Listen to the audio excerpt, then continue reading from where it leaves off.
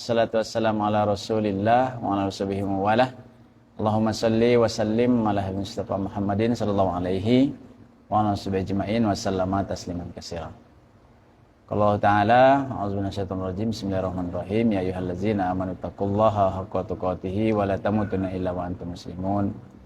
Qala aidan ya ayyuhallazina amanu istajibu lillahi wa lirrasuli idza da'akum lima yuhyikum. Shadaqallahu azim.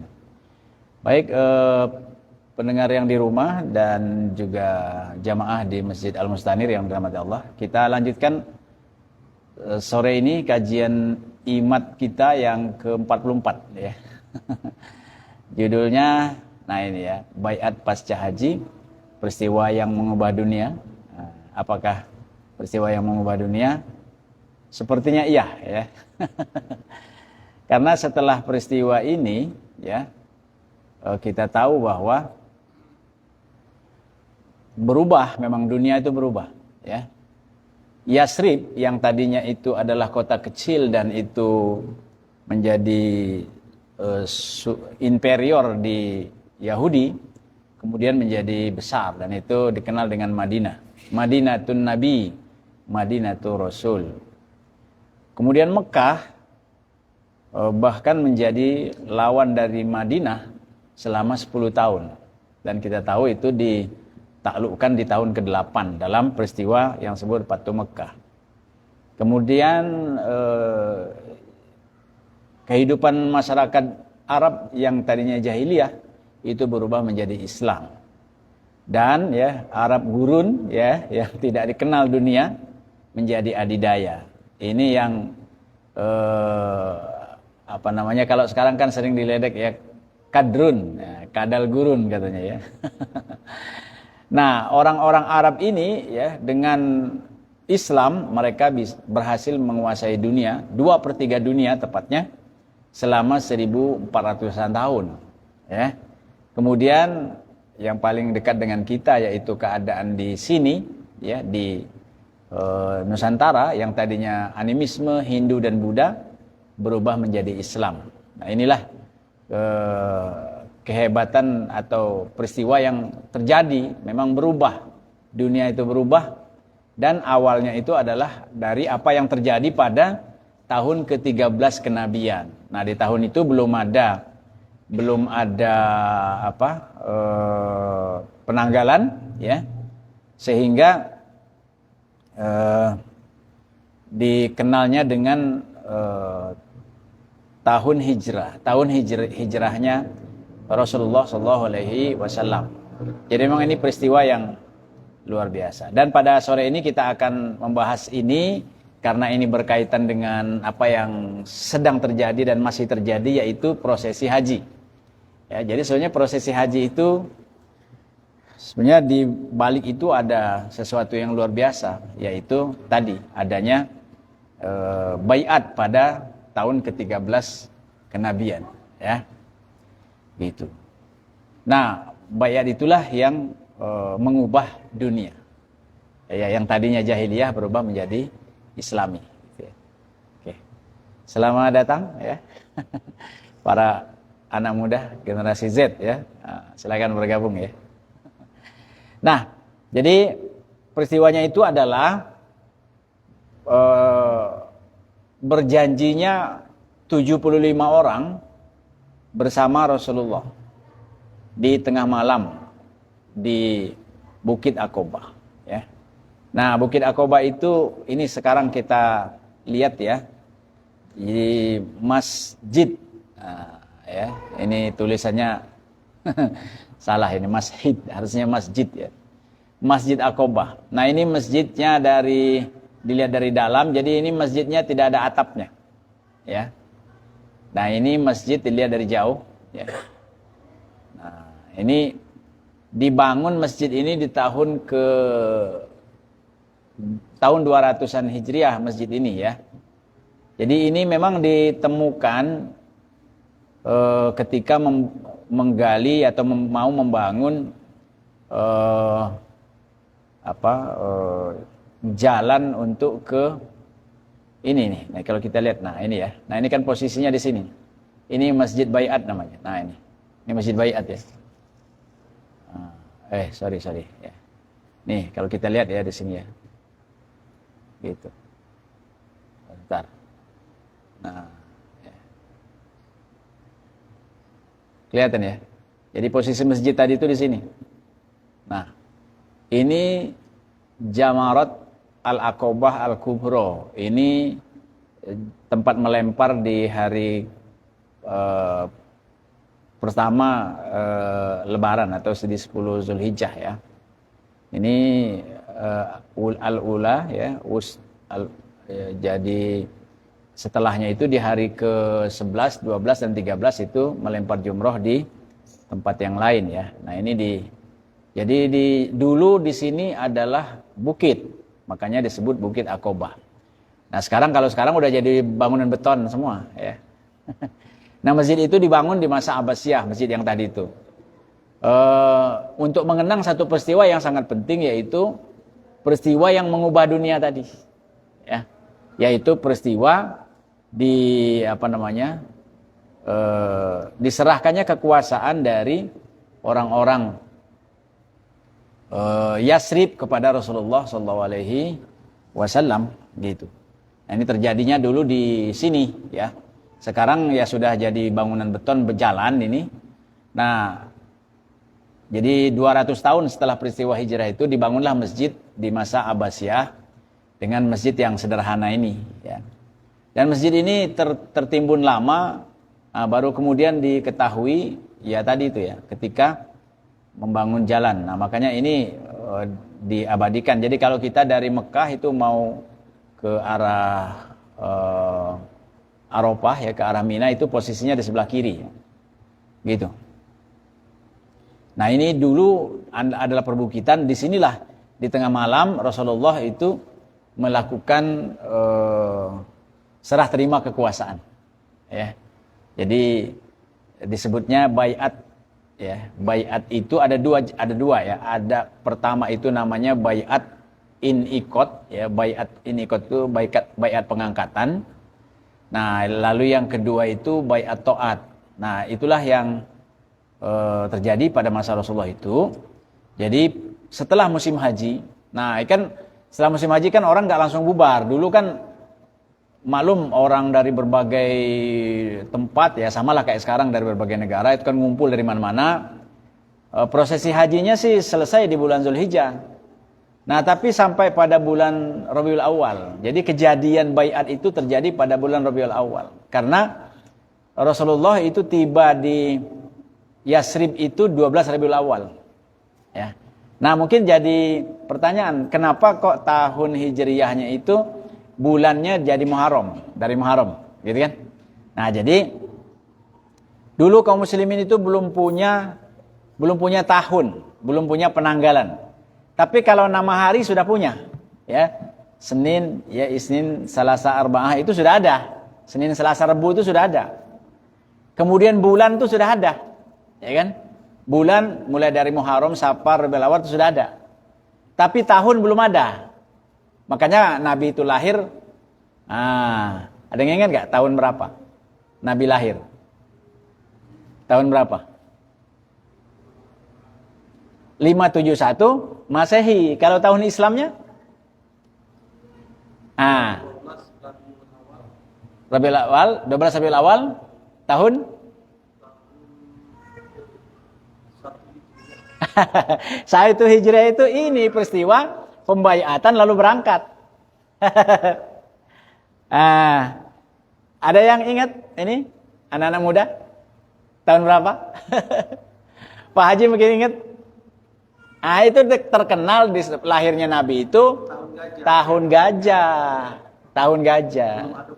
Belum ada tahun, belum ada tanggal. Jadi kalau sekarang tuh kalau dihitung mundur itu 571 Masehi, ya kan? 571 Masehi. Tapi Hijriah belum ada. Nah, karena itulah ya, jadi belum ada penanggalan. Jadi Nabi itu lahir tahun gajah. Nah, gitu. Jadi kalau dihitung ke sini 13 tahun kemudian setelah Nabi kan lahir tahun gajah, ya kan? Kemudian umur 25 jadi Nabi menikah, ya kan? Umur 40 tahun jadi Rasul, jadi Nabi kan? 13 tahun kemudian, nah ini terjadi peristiwa ini. Peristiwa Bai'at Aqobah. Ya, peristiwa Bai'at Aqobah yang kedua. Nah, ini bisa kita lihat, nanti teman-teman bisa baca di sini ya. Judul bukunya ini, buku yang ini namanya Daulah Islam. Ya, Daulah Islam ini dikarang oleh seorang ulama di Timur Tengah ya, Syekh Taqiyuddin An-Nabhani rahimahullah. Ya. Nah, di buku ini diceritakan, dan buku ini diambil dari buku Sirah Ibnu Hisham.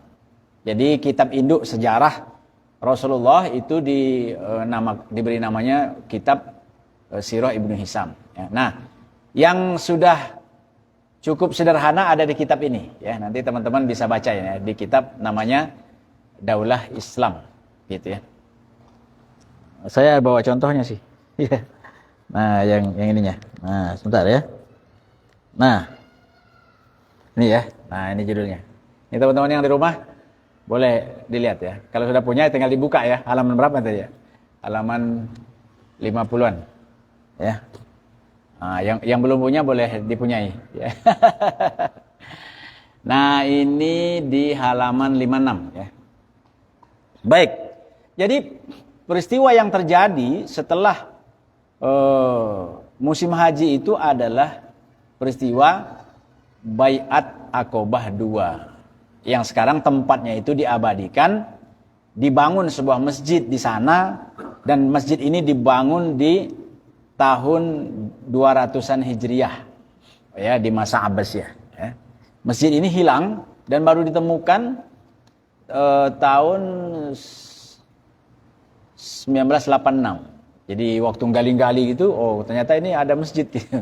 Nah, disitulah titik yang dulunya Rasulullah itu melakukan perjanjian, ya, namanya itu Perjanjian Aqobah II, ya. Dan peristiwa yang terjadi di Aqobah II itu adalah peristiwa Bai'at, ya, Bai'at. Apa itu? Yaitu sumpah setianya para pemimpin dari Yasrib. Mereka menyatakan sumpah setia kepada Rasulullah, menyerahkan kekuasaan kepada Rasul, kemudian mereka siap ya membela Rasul dalam keadaan suka dan duka, bersama Rasul suka dan duka, taat kepada Rasul dalam keadaan suka dan duka. Nah, sejak itulah kemudian Rasulullah berangkat ke Yasrib ya. Nah, peristiwa itulah yang kemudian diabadikan dalam Al-Quran, diabadikan dalam hadis, dan dicatat oleh sejarah menjadi peristiwa yang sangat penting sebagai penanda berdirinya Daulah Islam. Nah, makanya kalau judul kitab ini Daulah Islam ini pas sebenarnya, cocok. Jadi ini peristiwa yang menggambarkan itu. Nah, ini kenapa kita membahas tema ini pada sore ini ya, di luar urutan dari buku Imad, buku Islam mulai akar hingga daun, karena berkaitan dengan prosesi haji yang sekarang sedang berlangsung, dan ini lagi finishing ya. Jadi hari Sabtu kemarin wukuf, hari Minggu lebaran, hari tasriknya Senin, Selasa, Rabu. Nah, ini hari tasrik yang kedua. Besok hari tasrik yang ketiga. Jadi kalau motong kambing atau sapi, nah batasnya besok. Ya. Motong hari Kamis boleh tak? Boleh, cuma pahalanya beda. Ini hanya menjadi sodakotun minas sodakot. Ini sodakoh biasa. Tapi kalau memotongnya di hari tasyrik, ya 11, 12, dan 13, nah ini pahalanya luar biasa. Ya. Nah, hadirin pendengar yang dirahmati Allah SWT dan juga peserta kajian Imad yang disayang Allah. Jadi peristiwa Bai'at ini peristiwa yang sangat penting, luar biasa, karena ini mengubah sejarah, mengubah dunia bahkan. Bukan sekedar di Arab saja, tapi perubahan itu terjadi dengan sangat cepat. Ya. Yang kemudian berdirilah Daulah Islam, yang dengan Daulah Islam itu, lalu Islam itu tersebar dengan cepat. Ya. Bahkan dua adidaya dunia waktu itu, yaitu Persia dan Romawi. Romawi dan Persia itu berhasil ditundukkan oleh Islam dan masuk Islam. Bayangkan itu kayak sekarang lah misalnya, Indonesia itu kan tidak dikenal oleh orang luar ya. Indonesia ini kan terkenal di sini gitu kan. Nah, terus kemudian bisa mengalahkan Romawi, bisa mengalahkan Amerika gitu, bisa mengalahkan Persia, mengalahkan Rusia, kan keren banget. Nah, itulah yang terjadi pada Daulah Nabawiyah itu, terjadi pada negara yang dipimpin Rasulullah itu, ya. Jadi Rasulullah wafat di tahun ke-10 Hijriah, kemudian di tahun ke-3, ke-4, ke-5, ke-6, ke-7. Nah itu ya, Romawi ditaklukkan, Persia ditaklukkan, Mesir ditaklukkan. Padahal kan Mesir itu kan peradaban yang sudah sangat lama, yang sudah sangat kuno dan terkenal kan. Ada Firaun di situ, piramidanya banyak, sphinxnya banyak gitu ya. Keahlian militernya hebat, arsitekturnya luar biasa. Itu semua tunduk di bawah Islam. Jadi dalam waktu yang sangat cepat. Nah, termasuk Yaman ya, dan seterusnya. Jadi memang kalau kita mengangkat tema pada sore ini dengan judul Baiat yang mengubah dunia, memang ini adalah peristiwa yang luar biasa, gitu ya. Oke, nah ini sambil menikmati ya. Coba kopinya cuma satu nih. Nah, ya, mohon maaf ini kopinya ya. Kopinya kita nikmati dulu. Bismillahirrahmanirrahim.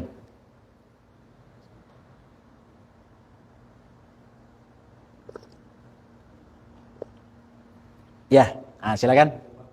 Silakan teman-teman dinikmati ya. Ini luar biasa ini. Ya. Baik. Baiat pasca haji ini adalah peristiwa yang mengubah dunia. Ya, tadi sudah kita bicara sedikit, dan baiat itu adalah sumpah setia dari para pemimpin. Yang pemimpin itu menyerahkan kekuasaan kepada Rasulullah, mengangkat Rasulullah sebagai pemimpin negara. Nah, gitu. Kalau Rasulullah sebagai Rasul itu diangkatnya oleh Allah. Itu tidak memerlukan penyerahan dari manusia. Tapi kalau Rasulullah sebagai kepala negara itu membutuhkan penyerahan dari penguasa atau kepala negara yang sedang berkuasa. Makanya di dalam Islam itu namanya baiat in-iqad, baiat pengangkatan. Nah, setelah itu kemudian jadi peristiwanya itu pada malam itu ya, 75 orang dari Yasrib ya, mereka berkumpul. Nah, tentunya peristiwa ini tidak terjadi begitu saja. Jadi pada tahun ke-11 kan Nabi itu diboikot. Tidak boleh ngapa-ngapain, tidak boleh berdakwah, tidak boleh berbisnis, tidak boleh berjualan, tidak boleh menikahkan anak, dan diusir dari rumah-rumah mereka. Bayangkan, Rasulullah yang tadinya adalah pemuka masyarakat, karena berdakwah ya, selama 10 tahun, dan para penguasa yang ada saat itu tidak suka, maka Rasulullah diusir bersama pengikut beliau. Jadi ada sekitar mungkin hampir 200-an orang ya. Rumah Nabi itu harus ditinggalkan. Nanti teman-teman bisa lihat itu, bisa baca di kitab Sirah Ibnu Hisham atau di kitab ini di bagian awal ya. Nah, tapi yang mau yang lebih mudah itu nonton di film yang dibuat ya, yaitu yang judulnya itu Ar-Risalah kalau yang berbahasa Arab, atau The Messenger ya, yang The Messenger apa The Message? The Message ya. Ya, itu. Nah, itu diceritakan di situ bagaimana di tahun ke-11 itu Rasulullah dan para sahabat diusir dari rumah mereka itu dikosongkan, pintunya dipalang gitu ya, dipaku gitu. Rasulullah dan para sahabat itu harus mengungsi ke lembah Mekah. Ya. Mengungsi ke sana. Nah, kita bisa bayangkan, kan tidak ada sumber air di situ. Tidak ada sumber makanan. Kalau mengungsi ke mana Palembang ini, pinggiran Palembang, di Gandus misalnya, masih banyak pohon pisang, banyak air, banyak rawa, tinggal nanggok ikan gitu kan, tinggal mancing gitu. Tapi di sana itu sangat sulit, makanan sulit, minuman sulit, tempat berteduh juga susah gitu, sehingga tenda-tenda seadanya, dan itu berlangsung selama 3 tahun. Bayangkan, 3 tahun ya. Dan Rasulullah para sahabat tidak boleh bergaul dengan orang-orang Mekah. Jadi diusingkan, diasingkan, diusir, diboikot ya, diblokade.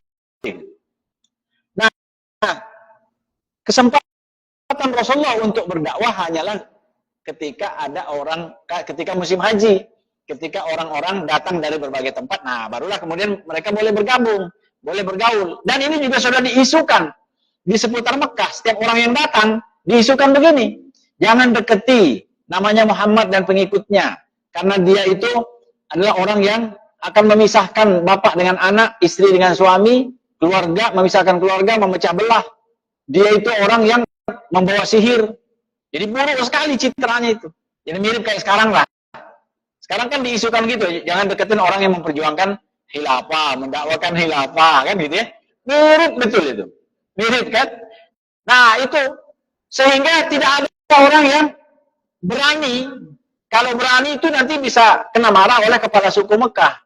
Yaitu ada Abu Jahal, ada Abu Lahab, ada Abu Sufyan, ada apa namanya itu, Walid bin Mughirah dan seterusnya, petinggi-petinggi Mekah itu. Nah, diusir di situ, tapi ada kesempatan di musim haji. Jadi bisa kita bayangkan, dalam setahun tidak boleh bergaul. Nah, di musim haji adalah kesempatan. Nah, Rasulullah itu di tahun ke-11 itu mendakwahi sekelompok orang. Ada 6 orang dari Yasrib ini datang, didakwahi Rasul, kemudian mereka tercerahkan dan masuk Islam, mereka bersahadat. Nah, pulanglah 6 orang ini ke kampungnya, ya, ke Yasrib, ya. Nah, tahun ke-12 alias satu tahun berikutnya, datang lagi, ketemu lagi dengan Nabi. Nah, ini jumlahnya sudah bertambah, jadi 11. Nah, itu di tahun ke-12. Jadi tahun ke-11 itu ada 6 orang ya. Tahun ke-12 ada 11 orang yang datang. Terus kemudian di tahun ke-12 itu mereka minta, ya Rasulullah, kirimkan kepada kami, sertakan kepada kami seorang guru ngaji lah gitu ya. Nah, dikirimlah di tahun ke-12 itu sahabat ya, seorang pemuda ganteng, cakep, pinter ya, soleh tentunya. Nah, cuma tadinya kan dia itu pemuda ningrat, anak sultan lah kalau sekarang ya. Anak sultan gitu, orang kaya gitu. Ini terkenal orangnya, masih muda. Dan saking ningratnya itu, orang mengenal dari parfumnya. Jadi dia punya parfum yang sangat mahal. Namanya ini ya, Mus'ab bin Umair. Nah, ini anak keturunan ningrat. Yang dia ini sering ikut dalam pertemuan-pertemuan para pemimpin di Darun Nadwah. Ya, di Darun Nadwah. Nah, di Darun Nadwah itu ya di semacam balai pertemuan di Mekah itu ya. Nah, dia kemudian masuk Islam, lalu kemudian diusir oleh ibunya, ya, karena ibunya nggak mau anaknya ini masuk Islam. Nah, ini teman-teman bisa baca kisah tentang bagaimana keislamannya Mus'ab bin Umair ini luar biasa. Ya. Nanti teman-teman bisa baca di buku yang cukup ringkas, judulnya itu Ar-Rajul Haular Rasul. Diterjemahkan menjadi 60 karakteristik 60 sahabat Nabi. Nah, di situ dikutip bagaimana Mus'ab bin Umair ini masuk Islam. Jadi ketika ibunya tahu bahwa Mus'ab bin Umair masuk Islam, emaknya ini mogok makan. Tapi dia bilang, Mus'ab bilang ke emaknya ini, ya, Umi, Mama, saya memilih Islam karena saya tahu Islamnya benar. Saya memilih Islam karena ini masuk akal logis dan tidak membeda-bedakan kaya miskin, rakyat dengan pemimpin, dan ini adalah agama yang memberikan keadilan. Emaknya tetap nggak terima. Emaknya bilang gini, aku akan terus mogok makan sampai engkau kembali ke agama kita, ke agama nenek moyang kita. Kata Mus'ab begini, ya ibunda, kalaulah ibunda punya 100 nyawa dan satu persatu nyawa itu keluar, aku lihat keluar dari hadapanku, maka aku tidak akan berhenti. Aku tidak akan kembali ke agama lama. Aku akan tetap di dalam Islam sampai nyawa ibunda habis. 100 nyawa itu habis satu persatu, itu tidak akan menggoyahkan pilihanku untuk tetap berada dalam Islam. Ini luar biasa. Jadi ini bukan melawan orang tua, tapi ini adalah memberikan penjelasan Ya, dengan cara apa? Ya, dengan cara dia jelaskan bahwa kalaulah ibu punya 100 nyawa dan satu persatu nyawa itu keluar dari hadapanku, aku melihatnya, ketahuilah ibunda, aku tidak akan meninggalkan Islam. Akhirnya ibunya berhenti, nggak jadi melanjutkan mogok makan. Nah, cuma saya belum mengecek lanjut bagaimana kisah ibunya ini, apakah masuk Islam atau tidak ya. Jadi ini adalah orang yang hebat, anak muda keren ini, ya. Jadi sekarang ini Gen Z yang soleh ya, yang pinter ya, yang cakep. Memang ganteng dia orangnya, gitu ya. Nah, inilah orang yang diutus Nabi pada tahun ke-12 untuk menjadi guru di Yasrib. Nah, ya, nah kisahnya ini teman-teman bisa baca di sini ya, di peristiwa Baiat Aqabah yang kedua. Nah, singkat cerita, pada tahun ke-13 ya, Mus'ab datang lagi nih. Kan dia di tahun ke-12. Jadi 1 tahun kan dia diutus Nabi untuk jadi guru di Yasrib kan. Nah, sebelum musim haji, beliau sudah mengabarkan, ya Rasulullah, tidak ada yang tidak masuk Islam di Madinah ini. Ya, penggambaran. Ini maksudnya itu bukan berarti seluruhnya sudah masuk Islam, bukan. Tapi maksudnya adalah menggambarkan bahwa Islam ini sudah menjadi agama mayoritas di Yasrib. Nah, ya. Jadi awalnya 6 orang, terus kemudian 11. Dari 6 ke 11 itu kan hanya, jadi setahun bertambah 5 ya. Nah, di 11 kemudian Mus'ab mengabarkan bahwa Yasrib ini sudah keren sekarang. Mayoritas penduduknya sudah Islam. Beliau katakan hampir tidak ada. Nah, hampir ya, bukan berarti tidak ada lagi, bukan. Hampir tidak ada rumah di Yasrib yang penghuninya tidak mengucapkan syahadat. Nah, ya gitu ya. Jadi yang dimaksud itu Aus, Khazraj dan suku-suku kecilnya. Tapi kalau suku besarnya yaitu Yahudi ya, Bani Qainuqa, Bani Nazir, Bani Ghatafan, Bani macam-macam itu belum ya. Memang Yahudi itu enggak masuk Islam. Tapi yang penduduk asli dan maksudnya non-Yahudi itu sudah masuk Islam. Nah, maka pada tahun ke-13 setelah musim haji, nah terjadilah peristiwa ini ya. Peristiwa berbaiatnya para pemimpin Yasrib. Mereka itu adalah para penguasa. Kalau sekarang itu raja lah gitu ya. Raja, kemudian mereka menyerahkan kekuasaan kepada Rasulullah. Inilah peristiwa yang terjadi pada pasca musim haji di tahun ke-13 itu. Ya, yang kemudian setelah peristiwa itu, ya besoknya Rasulullah itu kemudian menyuruh para sahabat ini untuk pulang, gitu ya. Nah, jadi ini ya. Nah, ini di halaman 61 nanti teman-teman bisa baca ya. Jadi rombongan haji ini datang ke Mekah dengan jumlah yang cukup banyak. Mereka terdiri dari 75 orang Islam. Ya, coba ingat tadi ya. 11. Di tahun ke-11 6 orang. Tahun ke-12 11 orang. Nambah 5 ya. Di tahun ke-13 ini setelah guru dikirim oleh Rasul ya, yaitu Mus'ab. Nah, di tahun ke-13 yang datang ini 75 orang. Dan yang di Yasrib itu semua rumah mereka yang non-Yahudi itu sudah masuk Islam. Jadi di Yasrib itu Islam sudah menjadi agama dominan atau mayoritas ya. Nah, 75 orang itu 73-nya laki-laki dan 2 orangnya wanita. Ya, 2 orang wanita ini adalah Nasibah binti Ka'ab ya, atau Nusaibah ya, Nasibah atau Nusaibah binti Ka'ab yang nanti pada perang Uhud beliau ini yang menjadi pahlawan ya, pahlawan wanita karena dia melindungi Rasulullah ya dari serangan orang-orang kafir Quraisy. Jadi ini beliau Nusaibah binti Ka'ab atau terkenalnya namanya Ummu Imarah. Kemudian satu lagi dari Bani Mazin ya bin Najjar ya gitu ya. Jadi 75-nya laki-laki dan 2 orangnya wanita ya. Jadi Nasibah binti Ka'ab ini dari Bani Mazin, ya. Kemudian yang kedua Asma binti Amru bin Adi, ini dari Bani Salamah. Yang ini adalah Ummu Mani terkenalnya. Nah, tengah malam itu mereka ya udah selesai haji kan, udah selesai haji ya kayak sekarang. Kalau hari ini kan belum nih. Hari ini kan masih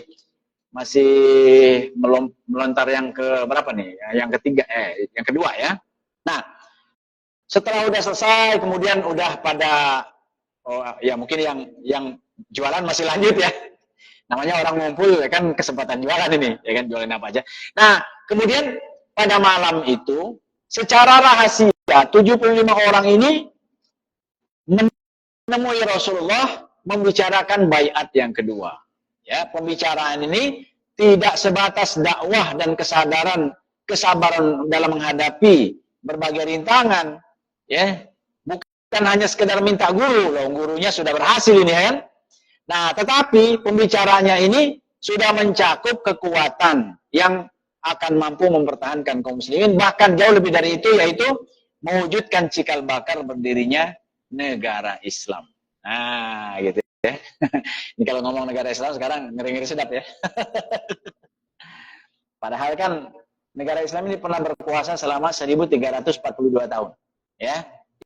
Jadi Nusantara ini dulu adalah bagian dari daulah Islam. Ya kan? Dan kita tahu Palembang Darussalam itu menjadi nama atau menggunakan gelar nama Palembang Darussalam dengan nama rajanya itu adalah Sultan, itu setelah mendapat restu dan surat peresmian dari Khilafah Utsmani ya di tahun 1607 ya. 1607 Masehi ya, alias 400-an tahun yang lalu ya. Sebelumnya raja itu hanya namanya raja saja atau susuhunan. Susuhunan itu artinya yang dituakan, yang dimuliakan ya. Tapi setelah mendapat surat peresmian dari Utsmaniyah itu, maka Palembang itu menjadi nama Palembang Darussalam dan rajanya menjadi menggunakan nama sultan. Ya, begitu juga di Aceh ya, Kesultanan Samudra Pasai ya, kemudian Kesultanan Aceh, kemudian di Sumatera Utara itu ada Kesultanan Deli, Kesultanan Langkat, macam-macam ya. Terus ya ke Riau itu ada Kesultanan Siak ya, Siak Indrapura ya. Di Jambi itu ada Kesultanan Jambi ya, di Padang itu kemudian yang Pagaruyung itu menjadi Islam ya. Bengkulu juga dengan dakwah yang dilakukan oleh utusan dari Banten, Bengkulu menjadi Islam. Nah, yang keren itu Palembang. Jadi di tahun 1604 ya kalau nggak salah, apa 1607 ya. Nah, di situ ada surat dari Sultan. Nah, nanti bisa ditanyakan ke Sultan Palembang ya. Dulu surat itu dipamerkan di museum yang di Jalan Kilometer 6 ya, di Jalan Sriwijaya. Nah, cuma sekarang tidak ada lagi, tidak dipamerkan lagi. Kemudian di Jawa juga begitu ya, dan Kesultanan Islam pertama di Jawa itu sultannya Wong Palembang ya. Siapa namanya? Kesultanan pertama Demak. Namanya Raden Patah. Raden Patah itu menjadi nama universitas UIN ya, Universitas UIN Raden Patah. Nah, dulu remajanya di Palembang. Mamangnya itu adalah Bupati Palembang. Nama mamangnya itu Aryo Damar. Setelah mamangnya masuk Islam, lalu berganti nama menjadi Aryo Abdillah. Nah, makanya diabadikan makam tempat Aryo Damar yang Aryo Abdillah itu menjadi Jalan Aryo Dillah. Itu ya, di kilometer 3,5 ya. Tahu nama Jalan Aryo Dillah? Tahu ya, di seberang Pahlawan seberangnya ada Jalan Aryo Dillah. Nah, itu adalah Sultan Islam Jawa pertama setelah dakwah yang dilakukan oleh Wali Songo itu. Mereka berhasil mengislamisasi Majapahit dan kemudian mendeklarasikan Kesultanan Islam pertama Demak. Demak kemudian dilanjutkan menjadi Pajang dilanjutkan menjadi Mataram ya, Mataram kemudian pecah menjadi dua, ada Yogyakarta, ada Solo, ya, dan seterusnya. Nah, itu yang di Jawa, ya. Begitu juga di NTB, ya. Lanjut ke ke Kalimantan, ke Sulawesi, ke Maluku, sampai ke Kesultanan Islam paling ujung, namanya Kesultanan Goa, Sulu, dan Talo. Yang Papua itu berada di bawah Kesultanan Sulu. Dulu kekuasaannya sampai ke Filipina, ya kan? Nah itu, jadi kan ada sekarang tuh tempat wisata paling keren, ya, namanya Raja Ampat. Nah, ya, ada yang udah pernah ke sana? Udah pernah? Ke Raja Ampat? Oh, pernah di film, ya, di video, ya. Nah, Raja Ampat itu adalah laut yang sangat jernih. Tidak ada lumpur di sana. Jadi kalau kita nyelam, jernih aja, bening aja. Nah, itu ikannya jinak-jinak. Ikan hiasnya, wah, itu ratusan ribu jenisnya. Itu Raja Ampat namanya. Nah, nenek moyang orang Raja Ampat itu adalah orang Islam. Jadi ada yang unik di situ. Pusakanya itu ternyata adalah Quran. Jadi harta pusaka simpanan nenek moyang mereka itu adalah Al-Quran. Masya Allah, ya. Jadi itulah proses dakwah yang terjadi di Nusantara itu tidak lepas dari Kesultanan Islam, mulai dari Abbasiyah sampai kemudian Utsmaniyah, ya. Dan cikal bakal itu semua adalah ketika Rasulullah mendapatkan kekuasaan di Yasrib dari orang Yasrib, lalu kemudian beliau pindah ke Yasrib, dan Yasrib itu kemudian berganti nama menjadi Madinatun Nabi atau Madinatul Rasul atau Madinatul Munawwarah.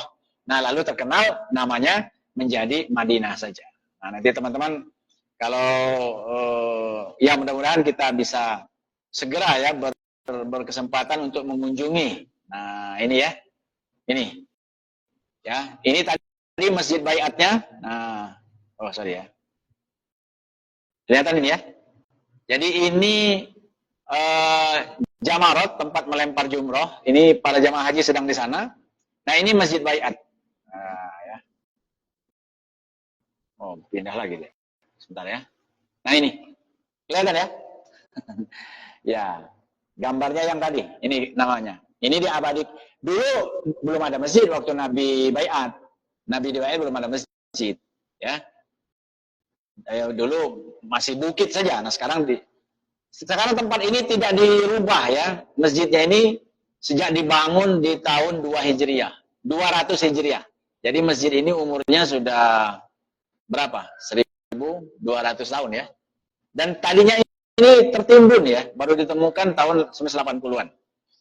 Nah, itulah yang terjadi, peristiwa yang luar biasa, ya, setelah musim haji ini. Nah, jadi kalau ini kan foto sekarang, ya. Foto sekarang. Ini suasana di Arafah ini, ya. Di suasana Arafah ini berkumpul sekarang tuh 3 jutaan orang yang berhaji. Nah, ini yang berhaji kalau nggak berada tidak berdiam di Arafah pada tanggal 9, ya tidak sah hajinya. Jadi harus ngulang tahun depan. Nah, termasuk yang kita juga ikut bersedih, ya, yang bersepeda dari Malaysia, ya. Kan ada banyak nih yang bersepeda, ada yang dari Malaysia, ada yang dari Cimahi, ada yang dari mana, ya. Nah, itu ada yang bersepeda itu gagal, tidak mendapat tasreh. Tasreh itu izin masuk sini, izin masuk Arafah. Boleh masuk Mekah, nah, kalau di Mekah kan umrah saja. Nah, tapi tidak bisa haji karena tidak dapat tasreh. Nah, inilah problem hari ini, ya. Seharusnya, ya, tidak perlu dipersulit. Harusnya, ya, Saudi memudahkan siapapun, ya, gitu. Baik, ya. Nah, ini tadi peristiwanya terjadi di sini, sekarang udah jadi jalan. Nah, ini jarak ini dari Masjidil Haram, ya. Dari Masjidil Haram ke sini, ya. Nah, ini posisinya tadi di sini. Dan ini di Arafah. Jadi posisi Jamarat itu atau Aqobah itu, bukit tempat terjadinya peristiwa Baiat itu, tengah-tengah antara Masjidil Haram dengan padang Arafah. Ini padang Arafah. Nah, ini padang Arafah yang putih-putih ini ya. Gitu. Nah, sejak itulah kemudian Rasulullah hijrah ya. Jadi setelah peristiwa pada malam itu, kemudian Rasulullah pindah dari Mekah ke Madinah. Nah, ini ke atas nih. Ya, peristiwa hijrahnya ini peristiwa yang juga heroik luar biasa ya. Nah, itu nanti mudah-mudahan kita akan bahas di kesempatan yang lain. Jadi posisi Mekah itu di bawah, di selatan, Madinah di atas. Nah, ya. Ini ditempuhnya pakai onta, bukan pakai kuda. Ya, pakai onta. Dan tidak menempuh jalan ke sini. Kalau jalan ini kan datar nih. Ini jalan biasa dulu, jalan onta, jalan kuda, melewati pantai. Ya. Melewati pantai. Menyusuri pantai, nah nanti baru dari Yanbu ke kanan, masuk Madinah. Masuk Yasrib. Tapi Rasulullah melakukan perjalanan selama lebih kurang 12 hari itu tidak lewat jalan biasa. Kenapa? Kenapa? Menghindari pencegatan, penangkapan. Dan kita tahu Rasulullah itu sebelum ke Madinah, ke Yasrib itu sembunyi dulu di selatan ini. Ini selatan ini gua Sur. Kalau di utara itu gua yang di dalam kota, yang dekat kota, kalau sekarang itu Gua Hiro ya, di Bukit Nur, Jabal Nur. Nah, Gua Sur itu di selatan. Jadi sembunyi dulu di sini 3 hari, baru kemudian berjalan melewati ini pegunungan ini. Pegunungan. Bayangkan, ya, 2 orang laki-laki bersama onta dan seorang penuju jalan tentunya ya. Dan penuju jalan itu dibayar dia ya. Melakukan perjalanan melewati perbukitan, dan bukitnya itu nggak ada sejuk-sejuknya, nggak ada tanaman, itu bukit batu gitu ya. Nah, kemudian tibalah di Yasrib, disambut dengan sholawat badar. Jadi kalau kita mendengar sholawat badar itu, tola'al badru alaina min saniyatil wada ya, itu karena orang-orang itu sudah menunggu-nunggu, ini udah hampir 2 minggu, mana ini Rasulullah ini.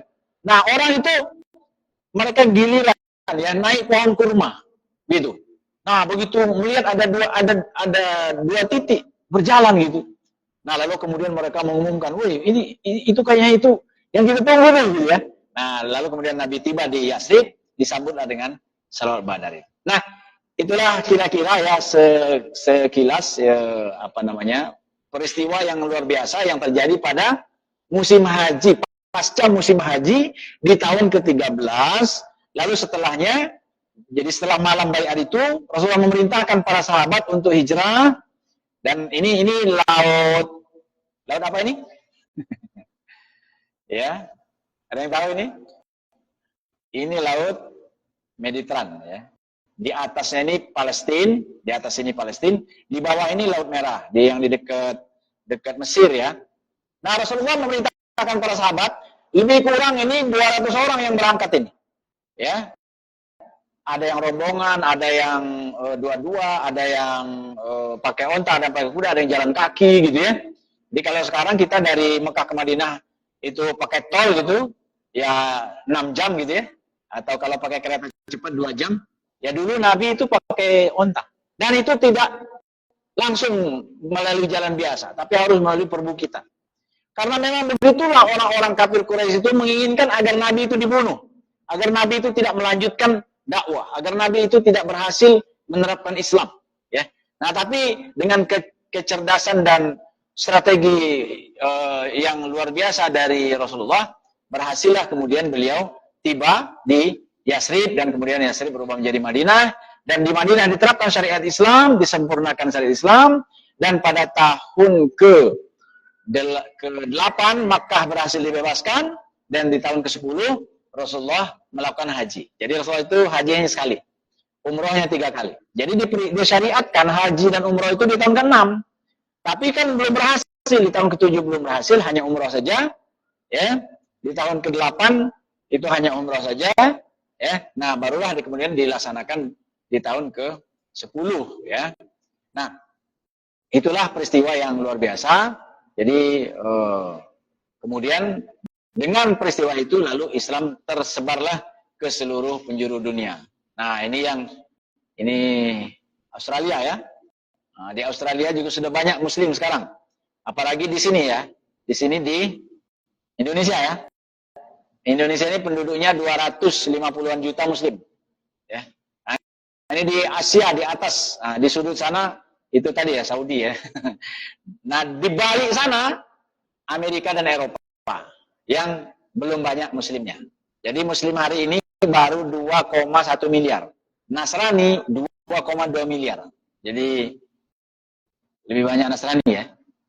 Dan 1 miliar Hindu, 1 miliar Buddha, 1 miliar ateis. Jadi kita masih punya PR ini untuk mengislamisasi dunia ini, karena komposisi dari 7 miliar manusia ini 2 miliar yang muslim. Nah, ini 7 nih. Nah, 2 muslim berarti ini masih non muslim nih. 2 miliar sekarang Nasrani, 1 miliar Hindu, 1 miliar Buddha, 1 miliar ateis. Lebih kurang ya. Nah, kata Rasulullah, tidak akan terjadi kiamat sebelum seluruh dunia ini menjadi muslim. Ya. Gitu. Jadi ini PR kita. Dan Nabi mengabarkan akan ditaklukkannya Konstantinopel Barat, yaitu Eropa dan Amerika. Kata Rasulullah, ditaklukkan dengan dakwahnya 70 ribu lisan Bani Ishaq. Ya, jadi dari satu hadis ini kita mendapat gambaran bahwa memang islamisasi Eropa itu tidak dengan perang, tapi dengan dakwah. Dan hari ini sedang berlangsung. Ya, jadi gelombang islamisasi di Eropa, di Jerman, di Prancis, di Inggris, yang paling hebohnya di Inggris ya. Terjadi peningkatan orang yang masuk Islam pasca 9/11, pasca tahun 2000 berapa tuh? Peristiwa penghancuran gedung WTC itu. 2011 ya. Nah, sejak itu orang masuk Islam ini berbondong-bondong, berlipat-lipat. Dan yang uniknya adalah di Inggris itu gereja-gereja pada tutup. Padahal kan kita tahu di jargon negara Inggris itu, apa tuh kalau kita tuh ada tulisan ya Bhinneka Tunggal Ika ya. Nah, kalau di Inggris itu kan ada tulisan di lambang negaranya itu, yang artinya kira-kira begini. Inggris adalah penjaga gereja dan Kristen di dunia. Tapi hari ini gereja mereka kosong dan sepi, dan 2 tahun yang lalu kita dapat berita hampir 300 gereja dijual. Ya. Dan 200-nya dibeli oleh orang Islam dan dijadikan masjid. Jadi peristiwa atau proses islamisasi di Eropa ini sedang berlangsung. Nah, tapi nanti akan disempurnakan oleh khilafah, ya. Nah, jadi kata Rasulullah tidak akan terjadi kiamat sebelum seluruh manusia di muka bumi ini masuk Islam. Dan nanti Nabi Isa akan diutus lagi, ya, khilafah akan kembali, dan salah satu khalifah terbaiknya adalah Imam Mahdi. Dan nanti bersama dengan Nabi Isa, Imam Mahdi akan menyempurnakan islamisasi wabil khusus kepada orang-orang Nasrani. Jadi kalau di hadis itu diceritakan diutusnya Nabi Isa itu, diturunkan Nabi Isa di salah satu menara putih di Damaskus di Syam. Nah, itu nanti Nabi Isa lalu kemudian mematahkan tiang-tiang salib. Itu maknanya adalah beliaulah nanti yang akan menyempurnakan islamisasi terhadap orang-orang Nasrani ya. Gitu. Nah, rangkaian seperti itu. Nah, itulah yang akan terjadi, dan kita sekarang sedang menyongsong satu janji dari Allah dalam An-Nur 55. A'udzubillahi minasyaitonirrajim. Bismillahirrahmanirrahim. Wa'adallahu allazina amanu minkum wa 'amilus solihati la yastahlifannahum fil ardh. Allah telah berjanji kepada orang yang beriman dan beramal soleh, Allah akan jadikan mereka istakhlafa fil ardh. Istakhlafa itu artinya, kata Imam Ibnu Katsir, yaitu berkuasa kembali, maksudnya adalah kembalinya khilafah Rasyidah. Ya, ini diperkuat oleh hadis riwayat Imam Ahmad.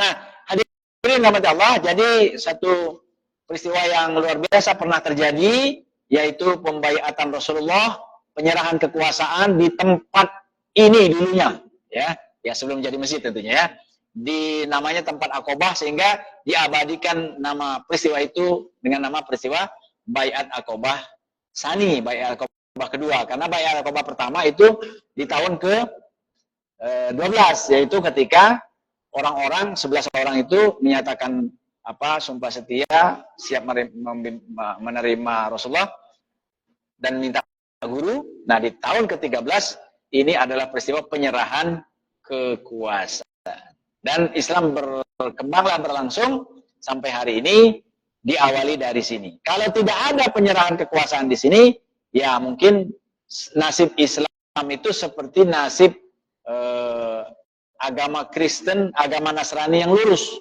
Yaitu agama Nasrani yang lurus itu hanya berumur lebih kurang 50 tahun. Ketika masih ada murid-murid Nabi Isa langsung. 50 orang murid Nabi Isa yang terkenal nama sebutannya itu kaum Hawariyun. Setelah wafatnya Hawariyun, maka Nasrani berubah. Jadi kalau tidak mendapatkan kekuasaan, maka agama itu akan berubah. Maka benarlah kata Imam Al-Ghazali, ya, ad-dinu wa sultanu tau'amani. Agama dan kekuasaan itu seperti dua saudara kembar. Ad-dinu usun wa sultanu harisun. Agama itu adalah pondasi, ya, dan kekuasaan atau as-sultan adalah harisun, penjaganya.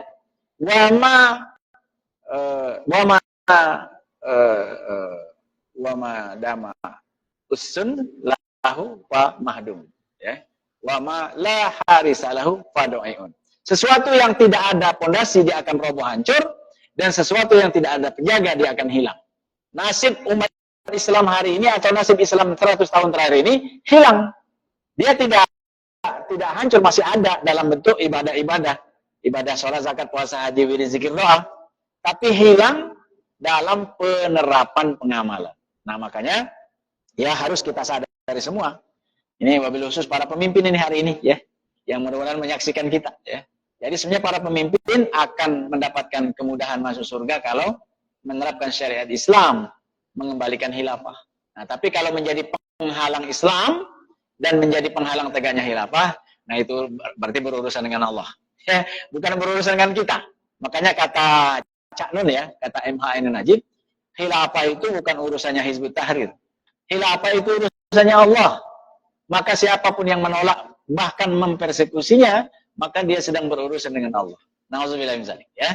Di akhirat nanti akan diazab oleh Allah. Di dunia juga, nah, teman-teman kalau ngikutin berita, semua orang yang vulgar menolak khilafah itu berkasus, ya. Kasus korupsi lah, kasus asusila lah, kasus macam-macam, ya. Karena dia sedang berurusan dengan Allah, bukan berurusan dengan Hizbut Tahrir, ya. Hizbut Tahrir bisa saja dicabut izin ormasnya, tapi khilafah adalah ajaran Islam, ya. Baik, ya. Nanti di kesempatan lain kita akan bahas tentang ini. Dan ternyata waktu kita tidak terasa, ya. Sudah mendekati ujung.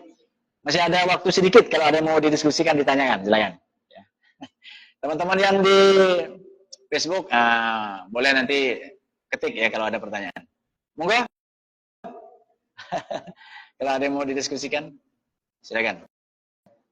Nah, ini kita lihat. Oh. Ya. Oke. Nah, kita like dulu nih. Oh, ini ada pertanyaan ini, ya, dari Pak Luki Sainwar. Izin bertanya, Ustaz, mengapa kaum muslimin di dunia dulu bersatu padu dalam menaung khilafah termasuk kesultanan di Nusantara, sementara saat ini berpecah belah dan mudah dijajah? Jadi penyebabnya adalah satu, kaum muslimin hari ini tidak sempurna mengambil pemahaman Islam. Karena tidak sempurna mengambil pemahaman Islam, maka akidahnya lemah dan pengamalannya juga lemah. Akibat dari itu, maka Islamnya hanya menjadi ibadah ritual. Itu dari dalam, ya, dari internal. Lalu dari eksternal, kaum muslimin hari ini dipaksa untuk menerapkan sistem hidup yang tidak Islami, yaitu nasionalisme, kapitalisme, liberalisme, bahkan pernah komunisme, sosialisme, kan, gitu, ya. Jadi dari dalam kelemahan akidah dan kelemahan pemahaman, dari luar dipaksakannya sistem. Kalau tidak dipaksakan, maka Barat itu tidak berkutik sebenarnya dengan Islam. Kalau tidak dipaksakan dengan kekuasaan, tentu umat akan mengambil Islam. Tapi kan sekarang kan ditakut-takuti umat ini. Kalau nanti pakai Islam, nanti akan terpecah belah, akan ini, akan itu. Berarti Anda melawan konstitusi, ya. Orang ngeri lah kalau dibilang melawan konstitusi, kan. Wah, di penjara ini, gitu kan. Jadi dipaksa, ditakut-takuti. Itu juga yang terjadi pada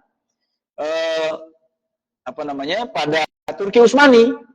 Jadi Turki Utsmani itu dihancurkan selain dengan kelemahan kelemahan pemahaman, lalu dipaksa oleh Inggris ya dengan pemaksaan militer, sehingga ulama-ulama yang tetap mau khilafah itu dibunuhi dan khalifahnya diusir. Nah, jadi begitulah singkat ceritanya ya. Insya Allah nanti detailnya akan kita bahas di kesempatan yang lain ya. Terima kasih ini Pak Luki sudah bertanya ya. Nah, kalau jawaban tertulisnya nanti aja ya. Sekarang jawaban lisan dulu. Oke ya. Nah, ini yang belum like, comment, dan share, boleh di like, comment, dan share ya. Ini teman-teman punya Facebook nggak? Enggak ya? Punyanya apa? TikTok? IG? Enggak ya? Ya wis, nggak apa-apa. Ya. Baik ya. Ada lagi yang mau tanya di sini? Silakan. Kalau tidak ada, alhamdulillah ya. Nah, mudah-mudahan ini menambah pemahaman kita dan mudah-mudahan memberikan pencerahan. Jadi ada peristiwa yang penting sebenarnya pasca haji ini. Jadi bukan sekedar selesai haji bubar gitu, enggak. Itu peristiwa yang luar biasa. Dan juga pada masa penjajahan, haji itu juga keren gitu. Karena apa? Karena pada musim haji itu, ya, kaum muslimin berkumpul dari semua negara, dari semua tempat, lalu kemudian bertukar ilmu, bertukar motivasi, dan orang-orang yang pulang haji itu memotivasi orang-orang di Nusantara, ya belum ada Indonesia waktu itu ya, dan dengan semangat itulah kemudian Nusantara ini ulamanya memerintahkan rakyat untuk berjihad melawan penjajah. Jadi jasa dari haji itu, jasa dari khilafah terhadap Nusantara ini besar sekali. Baiklah, saya kira demikian. Terima kasih atas perhatiannya dan juga teman-teman yang di Facebook ya. Mudah-mudahan kita semua mendapatkan keberkahan dan mudah-mudahan haji yang pernah menyatukan umat ini kembali bisa menyatukan umat. Kalau hari ini kan belum. Bahkan kemarin ya beda juga ya. Ya, Mekah dan seluruh dunia itu sudah berlebaran hari Ahad. Nah, sementara Indonesia menetapkan hari Senin, ya. Nah, mudah-mudahan perbedaan ini bisa diatasi ke depannya, umat semakin bersatu dan Allah menurunkan keberkahan, ya. Amin ya rabbal alamin. Kita tutup dengan doa kifaratul majelis. Subhanaka Allahumma wa bihamdika asyhadu an la ilaha illa anta astaghfiruka wa atubu ilaik. Walhamdulillahirabbil alamin. Billahi taufiq. Assalamualaikum warahmatullahi wabarakatuh. Itunya dipilih yang tidak pernah dihapus.